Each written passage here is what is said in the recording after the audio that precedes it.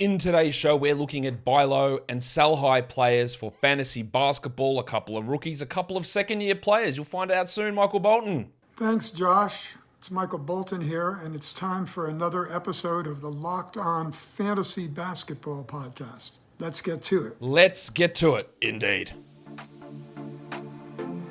You are Locked On Fantasy Basketball, your daily fantasy basketball podcast, part of the Locked On Podcast Network.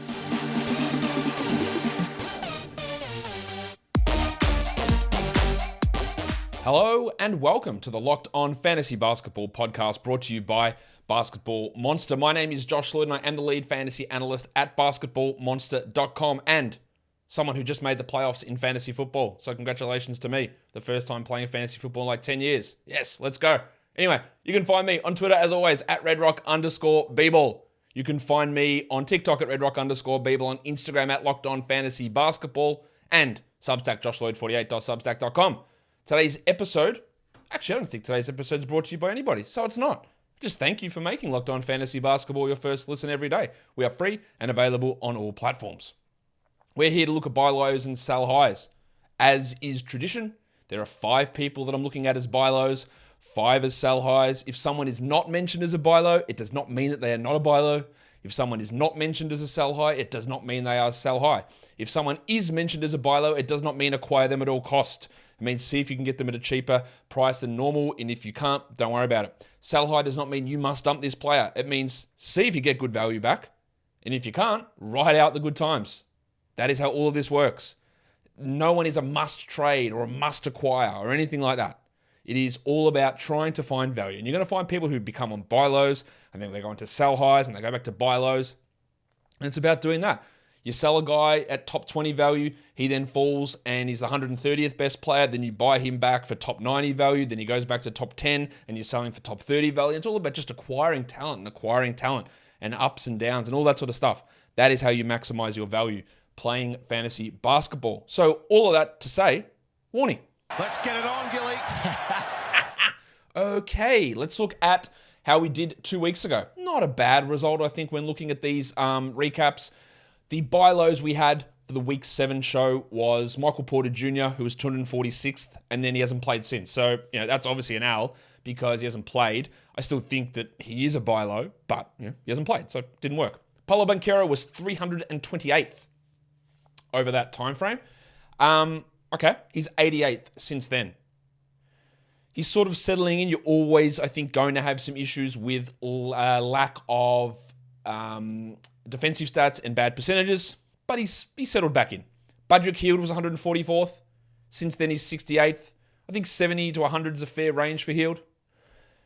Keegan Murray, he was 349th. And I'm still not really sure where he goes, but he's 349th, and since then, he's been 82nd. 82nd is a clear 12-team guy. I'm still not 100% convinced he's going to remain a 12-team league guy for the next month or two, but those numbers disagree. That says that he's a 12-team league guy. When I had him on that thing 2 weeks ago, I'd said that he was a 12-team drop, but in deeper leagues and those of you with stash ability, it's a great time to buy. And he's exceeded any of my expectations over that time frame as well, so that's a huge positive. So you probably do want to have him on your team, but I'm not 100% convinced on it. We'll find out how that goes. Fred VanVleet was 152nd. He's slightly improved to 123rd. It's not a huge W, but it's okay. And then on the sell high show, or side of it things, well, this one was pretty obvious, I think. And again, the majority of you will sit there and go, oh, I'm in a competitive league. Yeah, there's no way you could sell Shake Milton high. And that is true for the vast majority of people. But there's also a subsection of people like, oh, well, Shake, he's actually really good, and I can find a way that he gets 30 minutes a night. They'll just put PJ Tucker onto the bench, and there'll be injuries, and he'll still do this. And that's where you need to target and sell high. They're the sort of people, those guys who have that sort of thought process. Now, it is really hard to sell high on these guys because the majority of the time, the guys who overvalue them are the people that have them on their roster already. It's really hard to do sell highs in general are a lot harder to do because, again, the people who have them, I think someone told me it was called the endowment effect, that when you have that person on your team, you value them higher than others would anyway. So finding someone who values them more than you do is a really tough ask, especially with these like waiver wire gems, because the other people who don't have them aren't trying to find any excuse to believe that they'll maintain that value. So that does make it always a tough challenge. But anyway, Shake dropped off. Draymond Green went from 28th to 81st. 81st is about right for him, I think. That's sort of the area we expect him to be. Anthony Simons, well, it was a W, barely. He went from 34th to 35th, although we're gonna see, like, if I had have done this show in 4 days' time, he'd be like 130th. I think he's 158th over the last week because Dame is back. He's losing value. That, even though that's the slightest, it's the bee's dicks of wins, it's going to be a huge W. Like, if you were able to sell him for any sort of top 50 player, I think it's going to be a massive W. His value goes up when Dame is out. His value drops way down when Dame is in. It's relatively consistent. Klay Thompson was 50th. He hasn't dropped off as much as I expected, 57th. He has had a really, really strong month of basketball, which is great. And Caleb Martin was 43rd. He's dropped to 197th. He's back to me just being a scheduled streamer. That 43rd was based on a lot of injuries. Butler was out at that time. You had Hero in and out of the lineup at that time, and he just took advantage of it, and that's what happens. And then, so if you got any sort of value back on a Caleb Martin deal, you came out ahead, I think, would be a fair way of discussing that. Today's episode is brought to you by the blokes over at Turo. Turo is the world's largest car sharing marketplace. With Turo, you can book any car you want, wherever you want it, from a community of local hosts. Browse a huge selection of vehicles for just about any occasion or budget across the US, UK, Canada, and Australia. Book a spacious SUV or a minivan for a family road trip. Get a classic or luxury car for a special event, birthday, or holiday. Find affordable economy cars if you're on a budget and just need to get from A to B. Test drive that new electric vehicle you've been eyeing off to see how it fits in your everyday life. Many Turo hosts can even deliver the car right to you. Every trip is backed by liability insurance. Terms, conditions, and exclusions apply. Forget boring rental cars and find your drive at Turo.com. These notes on this ad said Turo is pronounced T-E-R-R. Turo. So I have to say it in an American accent. If I say it in an Australian accent, here's Turo. It doesn't sound right, does it? It's definitely Turo. Turo, like your touring grand tour, like your touring car, surely? No? Turo? Anyway, go to Turo.com and check out their cars. So go buy those. We're going to start with Humpty Dumpty himself, the breakfast man, Benedict Mathurin. Yes, I don't think Mathurin is a 12-team league guy at the moment. I've said that for a few weeks now, actually. And, this is why. But I also understand it, and we talk about it, it's all conditional, and I know a lot of people do not hear everything I say, and that's totally understandable. I don't listen to everything I say. I don't expect you to listen to everything I say. So I need to do a better job of communicating this stuff, because sometimes I will say stuff, and and no offense to this guy, because he makes this comment all the time on my YouTube videos, but it's like, oh, Josh thinks that Keldon Johnson and DeAndre Hunter are really bad players, and I didn't say that. I said, I don't think they're that good. I think they're overrated. And he goes, well, he also thinks that Hartenstein is really good and Kennedy Chandler is really good, and therefore he thinks that Hartenstein and Kennedy Chandler are better than DeAndre Hunter and Keldon Johnson. And I didn't say any of those things, and I don't believe that. But it's where I need to do a better job of communicating what my thoughts are on those players. Because a lot of this stuff is very relative to general consensus and the ideas of these guys. Like, I don't think DeAndre Hunter is all that good. I don't think he's a very good starting caliber wing. I don't think any of those things about him, but I still think he's a solid enough player who's a solid rotation wing piece with some size, but just doesn't have the juice to be paid as much as he is. And then saying this with Benedict Mathurin, like I said that he's a drop, but I also really was clear that if you're in a strong position, I think he is going to get much better February, March. But you've got to be in a really strong position in your league. So if you are in a really strong position, or you're in a dynasty, we won't worry about that in this, but if you're in a really strong position, or you're in a deeper format, like I think Mathurin is better than what he's currently doing. But you're in an 8th position in a league, and what are we? How many weeks are we into the bloody season? 8 weeks into the season, you're 3-5, or the equivalent in an each category format.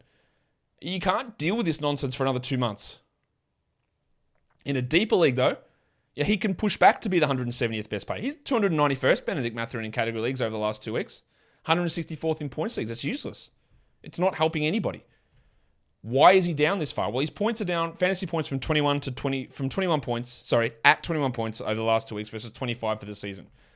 And the one glaring thing that I know is not going to continue, for as much as I think that his game is a little bit limited, he's shooting 12% from three. Like, that is going to improve. He's at 35 for the season.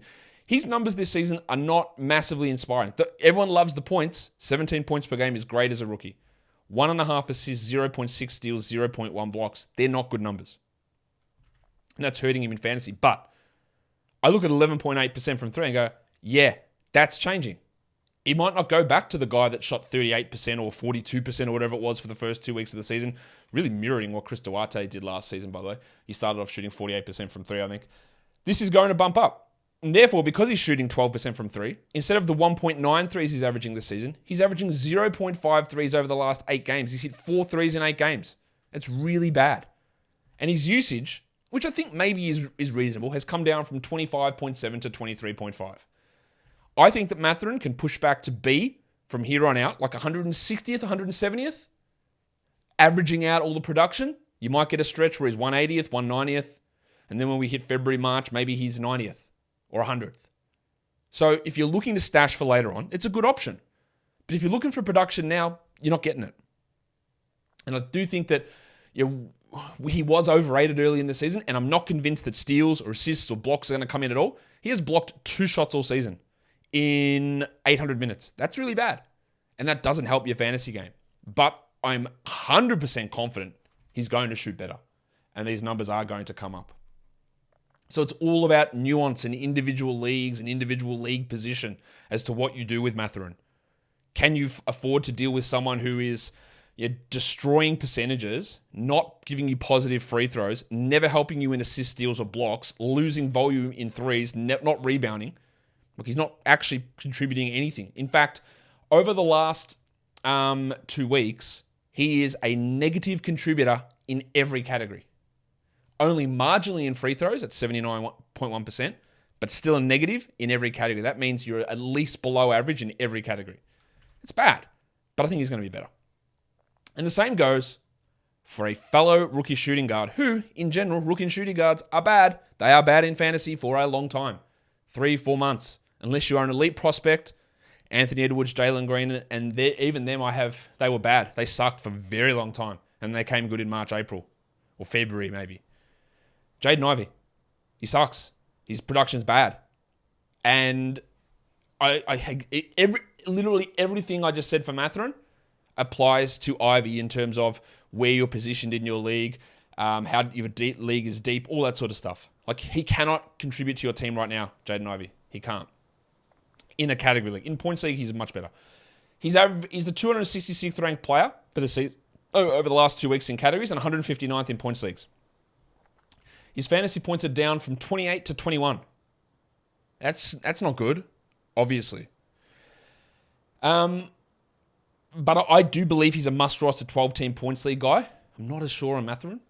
But things are well down for him. And the confusing thing with old mate coach of the year Dwayne Casey is Cade Cunningham's out for the season and has been out for the last 2 weeks. And Casey's response is, I guess we better play our other prize young guard fewer minutes. Because he's down to 27 minutes. He was playing 31 for the season. He's down to 27. He gets benched every game. And yes, he is playing poorly. But is the point winning? Is the point developing Corey Joseph? I would think not. But I don't know. I'm not the boffins in charge over in Detroit. He's shooting poorly. Now, he is not a good three-point shooter. He didn't come in as a good three-point shooter. He's a 30% guy for the year, but he's down to 25% over the last 2 weeks. And going from terrible to just bad is an improvement. And I think we can expect him to at least get back to 30, or maybe 31, 32. But it's been pretty bad. And the other weird thing is, and again, you look at this and you go, well, Cade's out. All right, more usage for Ivey, more minutes for Ivey. He'll handle the ball more, get more assists. No, apparently not. 27 minutes versus 31, down. Usage is up. That is true, from 25 to 27. But his assists are down at 3.2. Okay. His assists per 36, so we account for the fewer minutes, his assists per 36 are down from 4.7 to 4.2. And I guess a lot of his assists were going to Cade. But he's showing to me at this point that he is not ready to be a point guard. That's because I don't think he is. He's like a combo guard, scoring guard guy. But there's big improvements that can come here from Jaden Ivey. It just is going to take a while. Let's go to Chris Middleton, an established player. The reason we look at Middleton as a buy low, everyone understands he has just come back. Or do they? Because the frustration builds. I waited 8 weeks for this bloke to come back. And he comes back and he's shit. And then he sprains his ankle. Season over. Right? There will be someone that you know that acts like that. Right? There'll be some of you who watch this show who will self-reflect and go, yeah, that was me. And you know what? I do those sort of things at times too. But, okay, Middleton's averaging 22.4 fantasy points. He's the 205th ranked player this season, 148th since he's returned. They're bad numbers. Simple as that. But we all know that his minutes are going to jump up and his percentages are going to jump up. He's hitting 27% from three. He was at 37 last season. Easy. He's hitting 42% of his twos. He was at 49 last season. Easy. He's averaging 0.6 steals. Well, he doubled that last season. So even if he doesn't hit the values of last season, you've got a big area, gigantic delta to improve from. And it's all about finding that manager, the one who picked LaMelo Ball and then picked Chris Middleton. The one who picked Cade Cunningham and Chris Middleton. And they're like, ugh, I need something. I need something. And you go, something, huh? I've got something. It's a top 80 player. Do you want him for Middleton? Who knows with him, man? He's injured all the time. He just got hurt again. Maybe he can't shoot. The wrist's wrecking him. Don't tell him that it was on his non-shooting hand. You can get some value here for Middleton. Now, you're not getting him for 205th ranked player. An 80th guy, maybe. And it's going to take a little bit of time to get here, but there is so much room for improvement. It's not going to take long. Let's talk about old mate Scotland Barnes. He's not that good. Let me rephrase it before I get attacked. He is not as good as the Scottie Barnes fan club that told me that he was the savior, or the people that told me they need to trade Pascal Siakam to let Barnes run the team, or they need to bench Fred VanVleet so that Barnes can run everything. He is not that good. Like, he just isn't. He might become that good. I highly, highly doubt it. But he is not that good, anywhere close to it. But this is a positive Scottie Barnes segment. He's not this bad. 134th over the last 2 weeks, 101st in points leagues. He's averaging 27 fantasy points versus 32 for the season. He's not this bad. Now, he is, again, significantly overrated. He's only averaging 0.7 steals. And, Scottie Barnes, mate, elite defender, big defensive numbers. Yeah, not really. 0.9 steals, 0.8 blocks for the season. But over the last 7 games, that's 0.7 steals and 0.4 blocks. Horrific numbers. That's bad numbers. That's Colin Sexton defensive numbers. He's also averaging, as the new point guard ahead of Fred VanVleet, 3.1 assists over the last 7 games. That's down from 4.6. Like, he's not going to be this gigantic assist player, but he's better than this. And for a guy that allegedly fixed his shooting, he's shooting 24% from 3. It's at 32 for the season, which is actually an improvement from where it was last season as a 30% three-point shooter. If we understand that Scottie Barnes is not a good shooter, I think we all accept that. But he's also not this bad, right? He's not 23.8% bad. And we know that the biggest single influencer in fantasy ranking is 3-point percentage because it impacts 3 categories: points, threes, and field goal percentage. So if that goes up just to 30%, the 0.7 threes made go to, say, 1 3 made. The 12.7 points goes to 14 points or 13 points or whatever it is. And your field goals probably jump up as well. So while I am not the captain of the Scottie Barnes fan club, pretty clearly, I do believe that he is significantly better than this. I think that he's probably got a chance to be the 70th to 80th best player this season, but hasn't been that good at all this season, and he's slumping at the moment. So if you could get him for a top 100, 110 guy, package a few back-end players to get him, I would do it. It's going to be hard to pull off, but if me, alleged Scottie Barnes hater, is telling you that he's much better than he's performing at the moment, then I think you can agree that he's much better than he's performing. I don't think he's that much better, but he is much better than he is currently performing. I hope all that makes sense. And you can. I know there's a lot of sarcasm put in there with Scottie Barnes, but he is better than what we're currently seeing. That is, I think, pretty clear. Is he a perennial all-star, all-NBA player that's going to hit those peaks this season? No. But he's much better than what we're seeing. Today's episode is also brought to you by BetOnline. BetOnline.net is your number one source for sports betting info, stats, news, and analysis. Get the latest odds and trends for every professional and amateur league out there. From pro football to college bowl season, basketball, and the World Cup, we've got it all at BetOnline.net. World Cup semi-final tomorrow, Morocco and France. I think the other one is still going on at the moment. Argentina, Croatia, which at the time we're recording this, Argentina was up pretty big. You can check all of NFL for next week. All the odds are already up. The Chiefs are 14-point favorites over the Texans. How bad do they kill them? I would expect pretty badly. What about the Jets and the Lions, though? Pick them. No spread at all. Is that realistic? The Lions, giant killers, on the push for the playoffs. All of the odds are at betonline.net. The fastest and easiest way to get your betting info. Head to the website today or use your mobile device to learn more. BetOnline is where the game starts. And don't forget to gamble responsibly. Let's go to another buy low. I think it's the last buy low. Yeah, he was on the sell high because what he was doing was completely 100% unsustainable, obviously unsustainable. Although, when I say, the reason I'll put these players here is because I can say it's obviously unsustainable for De'Aaron Fox. And you can think that. And 70% of people can think that. But I will always have a pushback going, nah, Josh, no.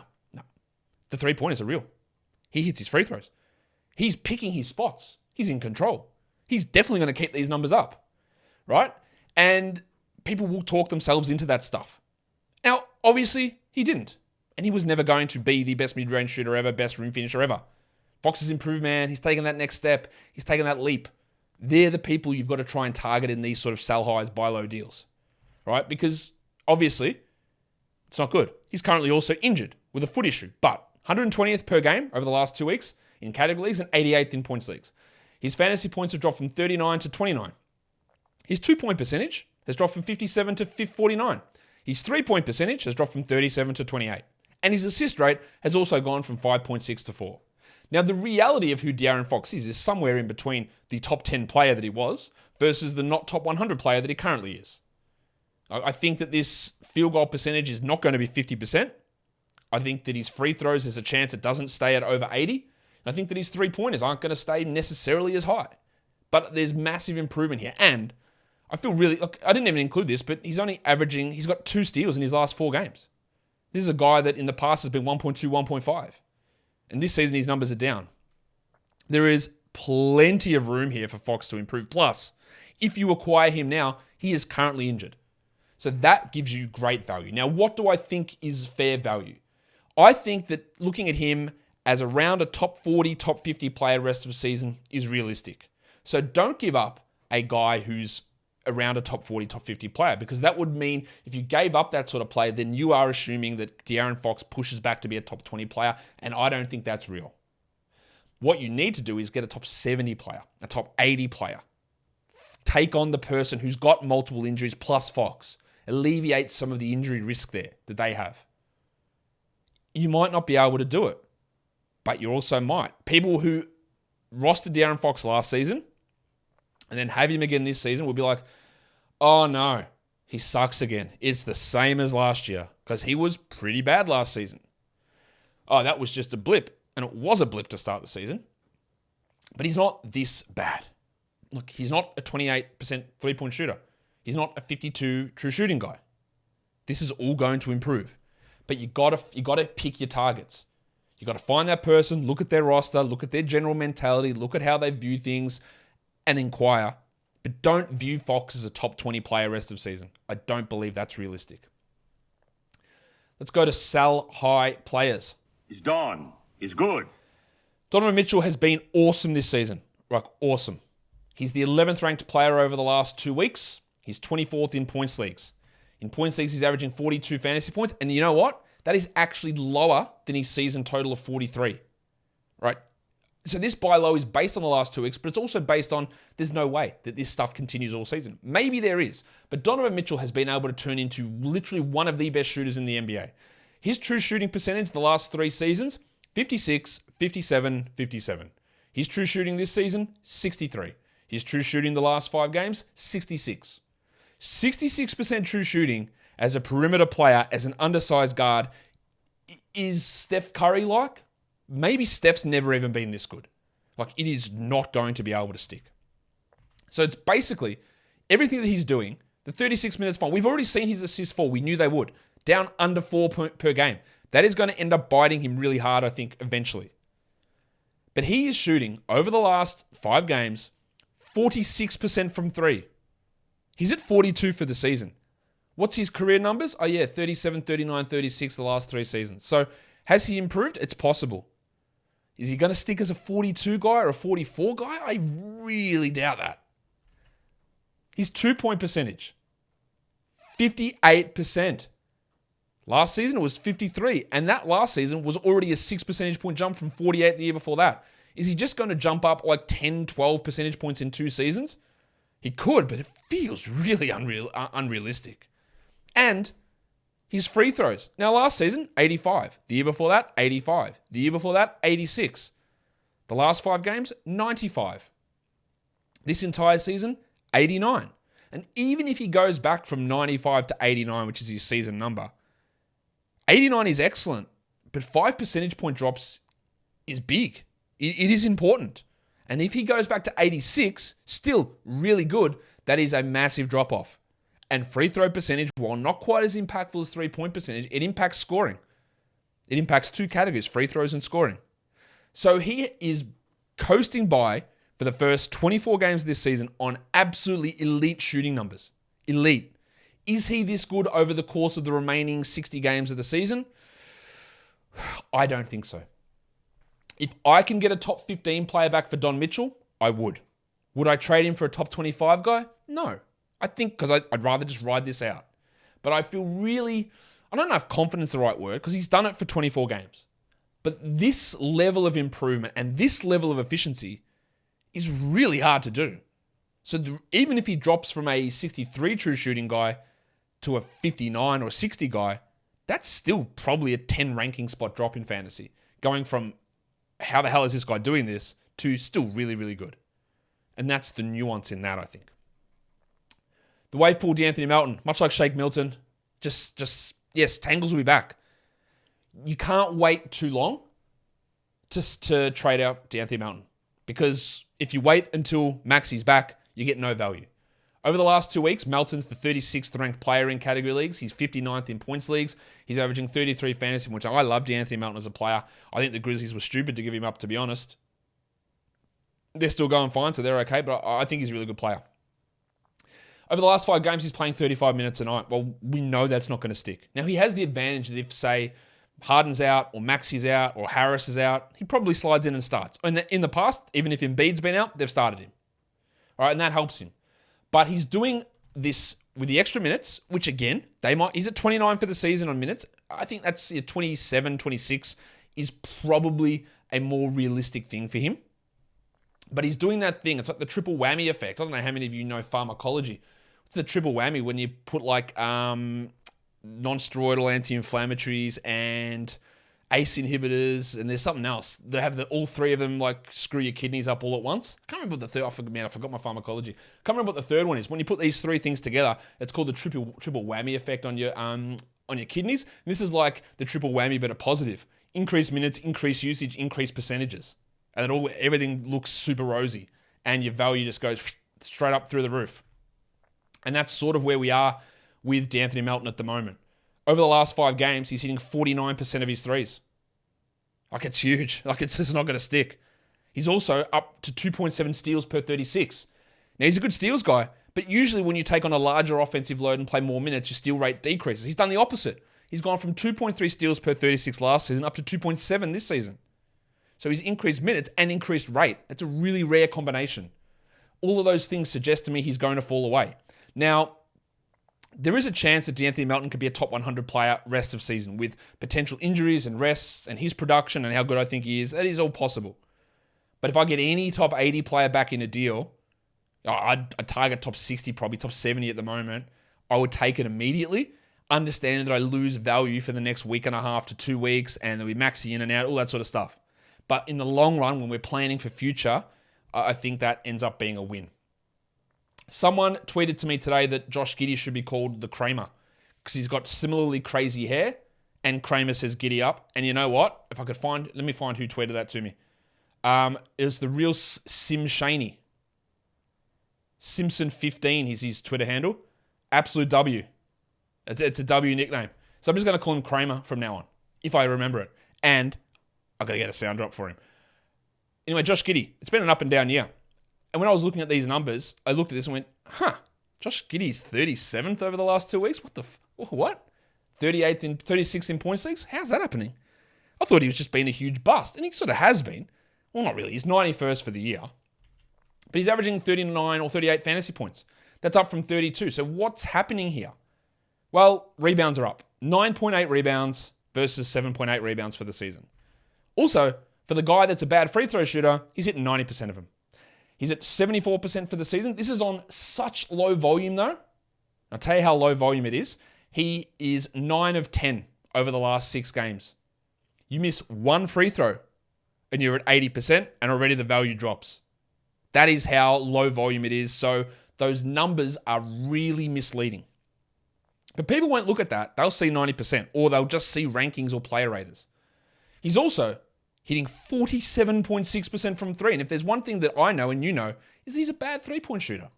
He's hitting 32% from 3 this season. He's at 26 last season. He's actually at 33% over the last 15 games. It's just that the last 6 games, he's gone crazy. All right? And in fact, over his last 3 games, he's at 56% from 3. This is all going to fall away. I think Giddey can maintain top 100 numbers. I think he can maintain maybe even higher than that. Maybe top 70 numbers. Maybe top 80 numbers. But top 40, top 50, no way. I would try and get a top 60 player back from Giddey if I could. But I know that this just isn't going to stick. This one's an interesting one. Bojan Bogdanovic in Detroit. 43rd over the last 2 weeks, 84th in points leagues. And there is an argument to be made that Cade Cunningham... Well, actually, there's not an argument to be made that Cade Cunningham's out for the season because that's not an argument. He is. He's done for the year. But there's an argument to be made that with Cade Cunningham out for the rest of the season, Bojan takes on a larger role, and I believe that is true. He will get more usage. He'll probably get more assists. There is the ever-lingering chance of a trade, I guess, and him going to another team where he's not the number one option and he's not out here with a 28% usage. Remember last season in Utah, 23 usage. The season before in Utah, 23. Goes to a team with other players where he's not the number one, well, everything goes away. He's averaging basically the same fantasy points as he has all season, but there is a few things. And again, it's 28 usage. It's huge. And he's doing it triple whammy style, hitting 56% of his threes while increasing usage. It's a combination that has no staying power. He is 65th for the season, Bojan. He's been a gigantic steal. If he stays in Detroit, he can probably be top 70. He probably can be with this increased usage and increased role. He probably can do that. But there is the risk of him not staying in Detroit and losing 6 percentage points of usage and dropping your shooting numbers down. All of that, I think, is a pretty big likelihood. He's also a guy that notoriously has been bad at steals, and over the last 2 weeks, he's getting a steal a game. It's almost double what he normally does. So again, it's a triple whammy. Usage up, threes up, steals up, all pushing into being a top 50 player. I think he can be top 80 rest of season. I think he can do that. But a trade could easily push him outside the top 100. And the last guy I want to talk about is Malcolm Brogdon. Brogo is 70th over the last 2 weeks, 115th in category in points leagues. He's averaging 26 fantasy points versus 25 for the season. He shot 31% from 3 last season, and you know what he's shooting over the last 2 weeks? 52%. Even if you want to push it out to the whole season, 48%. There is going to be a massively ugly fall here. It is very unlikely to see someone jump up 10 percentage points in 3-point percentage, let alone 17, which is what he's doing this season. It is going to be an ugly fall. And of course, those numbers, combined with hitting 58% on twos, he's only at 52 for the season. He's at 52 last season, so that number can stick.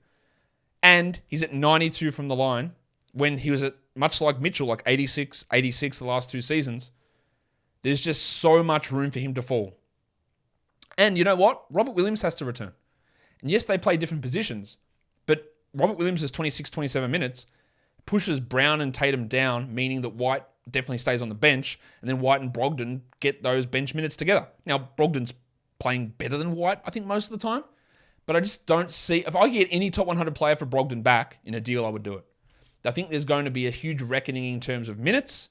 There's going to be a reckoning in terms of percentages from 3, from 2, and the free throw line. That is the triple whammy. All 3 things well above average. And if they all fall at the same time, it's going to look terrible. Because he's averaging, 0.3 steals and 0.2 blocks? That's putrid. He's averaging 4 assists? That's okay. Under 5 assists? It's all just coming on the back of insane efficiency, of a true shooting of, hold on to your dicks, 71%. Let me guarantee you, it's not sticking at that. It just isn't. No one's a 71% true shooting guy as a bloody point guard. It just isn't going to stick. And then you run the risk of reduced playing time because of the return of Rob Williams. I just don't see how this sticks for Brogdon. I like the bloke. Maybe I'm wrong. I also don't believe that he's a 48% three. I just don't think it's going to happen. If I had to bet against someone remaining a 48% three-point shooter on decent volume, I'll bet against it every single day of the week. And you should too. And that was a bloody long buy low and sell high show. Sorry for that. Follow this podcast, Apple Podcasts, Google Podcasts, Stitcher, Spotify, and on the Odyssey app. If you are here on YouTube, thumb it up. Leave your comments down below, guys. We are done here. Thank you so much for listening, everyone. See ya.